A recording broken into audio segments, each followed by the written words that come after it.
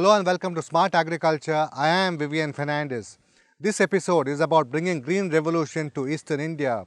There is a program by that name being monitored here in Cuttack by the Central Rice Research Institute, which was set up in 1946 in the wake of the Great Bengal famine.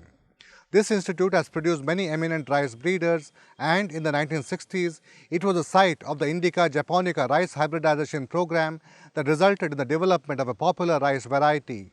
Eastern India is rich in water, its soils are not fatigued, and with sincerity and commitment, it could become home to the second green revolution. Towards the end of June 2015, the Prime Minister laid the foundation stone for the Indian Agricultural Research Institute (IARI) at Goria Karma village near Hazaribagh in Jharkhand. It was an apt choice because the eastern states are both poor and agricultural. Studies show that agricultural growth in India is much more effective in reducing poverty than growth in manufacturing or services because more people are engaged in farming. And expenditure on research and extension has a great impact on agricultural growth, more than even investment in rural roads or irrigation. अब समय की मांग है कि देश में दूसरी कृषि क्रांति बिना विलंब होनी चाहिए। एक दूसरी कृषि क्रांति होने की संभावना कहां है? मैं जानकारियों के आधार पर कह सकता हूं, अब हिंदुस्तान में दूसरी कृषि क्रांति की संभावना कहीं है तो वह पूर्वी उत्तर प्रदेश, झारखंड, बिहार, उड़ीसा, पश्चिम बंगाल, आसाम, ये भारत के जो पूर्वी इलाके हैं, वहीं पर से दूसरी कृषि क्रांति की संभावना है। The first IARI was set up here in Pusa village in Bihar's Samastipur district, where Rajendra Agricultural University is located. After an earthquake in 1934, it was shifted to Delhi, which is why Delhi's IARI is known as the Pusa Institute. Dwarf varieties of wheat from Mexico were grown at the Pusa Institute's campus in the 1960s. These high-yielding varieties were then given to farmers to cultivate. This is how the Green Revolution happened. IRA was established in the east, in Pusa. It's called Pusa Institute because it was established in a village called Pusa. Had it continued, before we took off, it so happened that the earthquake occurred and the institute had to be moved to this place. Had it continued there, Green Revolution would have been established there. India is a rice country. All states grow it. 44 million hectares is under rice, compared to 31 million hectares under wheat. In 2013-14, India produced 106 million tons of rice against 96 million tons of wheat. But the states where rice is not the staple, Punjab and Haryana, which between them account for 12% of the rice acreage, contribute 33% of rice procured to feed the country's poor through the ration system. The Central Rice Research Institute estimates that India will need 130 million tons of rice by 2025, and the eastern states can produce the additional quantity as they have the right ecology and scope to catch up from current low yields. The eastern states can take over, given the support and policy framework and the market and procurement issues being resolved. So, I believe strongly that eastern states should feed the whole country and also support the export. There is a big gap in yields between eastern states and the best producers. Punjab, Tamil Nadu, Andhra Pradesh and Haryana lead with productivity in the range of 3 to 4 tons per hectare. Among the eastern states, West Bengal tops with yield above the national average, while Bihar would have come close, but for a dive in production in 2010-11 because of bad weather. Paddy का पैदावार ज़रूर बड़ा है, पर अभी भी जो है काफ़ी स्कोप है कि इसको और हम बढ़ा सकते हैं। ये पिछले 4-5 साल में हम देखें तो जो मेजर कंट्रीब्यूशन जो है वो हाइब्रिड सीड का है और जो इम्प्रूव्ड वैरायटी डेवलप हो रही है उनका है, और जो गवर्नमेंट जो एफर्ट्स लगा रही है जैसे इनपुट्स वगैरह वो भी जो है बढ़ा है, तो उसके उन सब को लेके प्रोडक्शन रियल में बढ़ा है। Yield or productivity is not all there is to the suitability of a crop to an area. Is the yield sustainable, or does it come at the cost of future generations? These are questions that need to be asked. Looked at from an environmental point of view, the northwestern states are inefficient producers of rice. Punjab produces just 19 kilograms of rice with 1 lakh litres of water, while West Bengal produces almost double the amount, 37 kilograms, for the same volume of water. Assam follows at 33 kilograms, while Odisha and Bihar trail at 22 kgs each. Punjab also encourages water use by giving electricity free, which has impacted groundwater levels. Punjab is a classic example of that, free power literally to the farmer, and free water. Water table is going down by 33 centimeters every year, and it has become a rice bowl which is not nature gifted it with that much of water. Water needs about 225 centimeters, rice needs 225 centimeters of water. Rainfall in Punjab is only 60 centimeters. So the rest is groundwater. So they are depleting groundwater. It is for this reason that the previous government initiated a program called Bringing Green Revolution to Eastern India. As Finance Minister, Pranab Mukherjee made an allocation of 400 crore rupees for it in 2010-11 and gave a similar amount the following year. The objective was to increase production and productivity of rice through climate-resilient technologies, increase cropping intensity by enabling a second crop after rice harvest, and improve market access. The initiative of bringing green revolution to Eastern India has resulted in a significant increase in production and productivity of paddy. Therefore, I propose to increase the allocation for this scheme from 400 crore in 2011 to rupees 1000 crore for the year 2012-13. Central government funds were meant for large-scale demonstrations of new technologies and practices on farmers' fields, with subsidized seeds and fertilizer, construction of community threshing and drying platforms, and provision of tube wells. But is the outlay of 1,000 crore rupees spread over 7 states enough to induce change? Money is important for the research and the technologies to be transferred to farmers, not for making green revolution happen by itself. The information is there that needs to go to the farmers. For giving information to farmers, you don't need big investment. You need investment in terms of people who are well educated to understand the technologies and give that appropriate to the farmers. But the eastern states are so poorly governed that their infrastructure is in such a poor shape that demonstrations of new ways of rice cultivation would not have brought about change without better roads, improved electricity supply, and access to the markets both for input and sale of the harvest. Bihar is a classic example. The new government, which took over in 2004, drew a 5-year roadmap for a green, white and blue rainbow revolution in agriculture. This has been extended till 2017 and calls for an investment of 150,000 crore rupees. If you see, when we started in 2005-6, when the new government came, and when we started looking to our agriculture sector, at that point of time, the productivity in paddy was roughly half that of the Indian productivity. But now we have caught up with the, in fact, we have caught up with the average, national average, and we have gone a bit ahead. And the way we are going, I am sure that by the end of the agriculture roadmap, we will be quite near to the top few states of the country.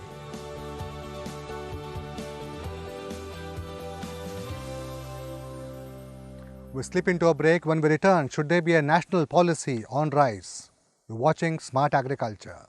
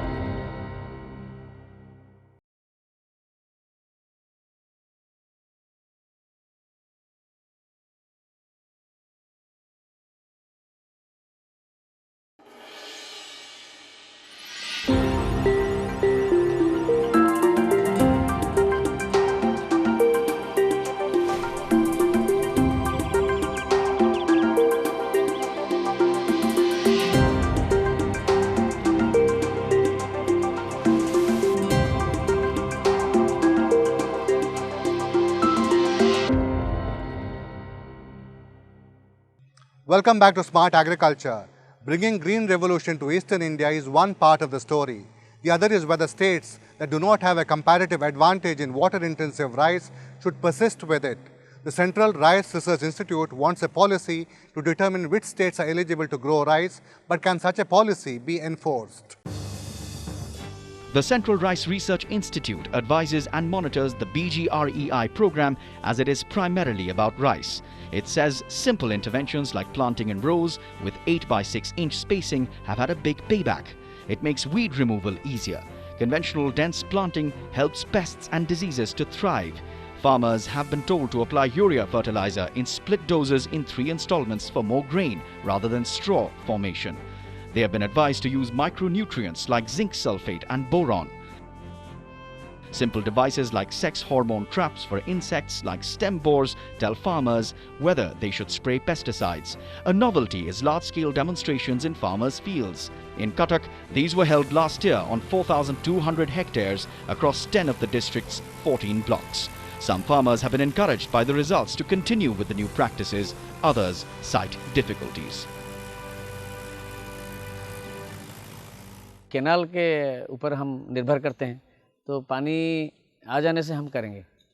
बारिश बहुत कम हुआ है इस साल में, तो हम पानी पर पूरा निर्भर करते हैं, केनाल के पानी पर।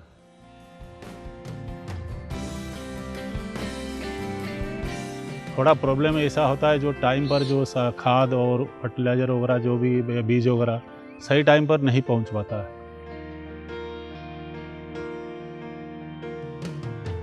जो मूलिया धाड़ी रोले सी बहुत टाइम नेले आमर से 2टा बेले सारी जाता जो संध्या है से अधिका पैसा खोजिले से अधिका पैसा खोजबार आम बंद कलु बाध्य।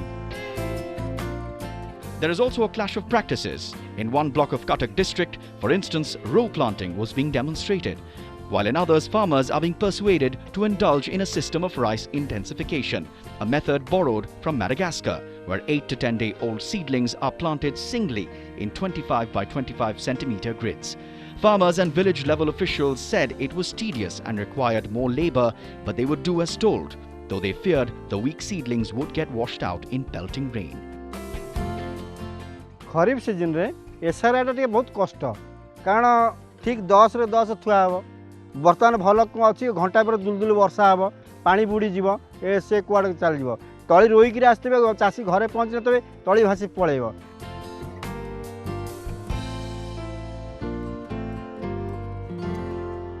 प्रथमतः लोक कहीं राजी हेले नहीं ये पद्धति चाष करने किसी लोक ग्रहण कले से जो किसी लोक ग्रहण कले से माने धाड़ी रुआ प्रथम चाष कले धाड़ी रुआरू अधिका अमल पाइले अमल पाइबा द्वारा से लोक मैंने अवशिष्ट किसी लोक बुझेले अवशिष्ट किसी लोक बुझिला 3-4 वर्ष है प्रकार धाड़ी रुआ चलता।